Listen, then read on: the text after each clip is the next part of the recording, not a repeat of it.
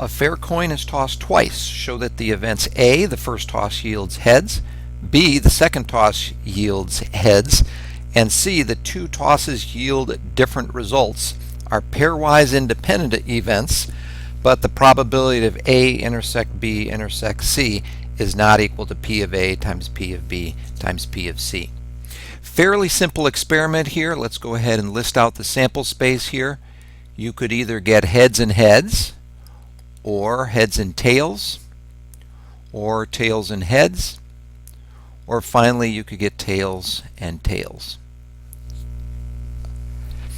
Starting out with the individual events, calculating P of A, well, that is the first toss yielding heads, and as you can see, those are the first two out of the four equally likely outcomes, so that probability is 2 over 4, or 1/2. The next one is P of B. The second toss yields heads, and if you look at these four outcomes, the first and the third have heads as a second outcome, so the probability is again 2 out of 4, or 1/2. Then we do P of C, and that is the probability that the two tosses yield different results. Well, heads tails and tails heads produce different results, so again you have 2 out of 4, or 1/2. The next step in determining whether or not they are pairwise independent means we have to calculate the probability of A intersect B, the probability of A intersect C, and the probability of B intersect C.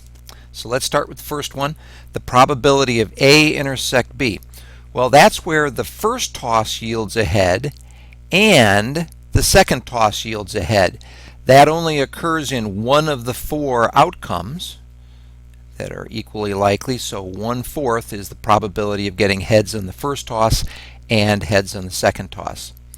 Now how about A intersect C? That's the probability of getting a head on the first toss and yet having different results. Well, that again is only one of our four outcomes, and in fact it's that outcome right there. Heads on the first toss, yet different results. Finally, B intersect C here is there is a head on the second toss and the two tosses yield different results. Again, 1 in the 4 satisfy that criteria. Now, we have just established that these are pairwise independent because the probability of A intersect B is just probability A times probability of B. 1/2 times 1/2 gives you 1/4.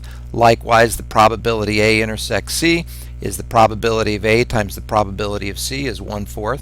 And the probability of B intersect C is the probability of B times the probability of C. 1/2 times 1/2 gives you 1/4.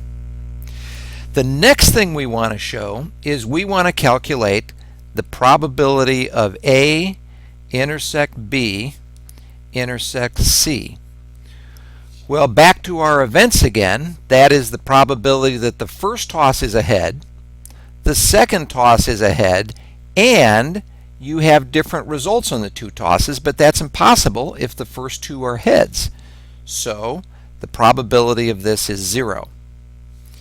But that is not equal to the probability of A times the probability of B times the probability of C, because that is 1/2 times 1/2 times 1/2 is 1/8. So since 1/8 and 0 are different here, we have to have a special definition for independence once you get more than two events.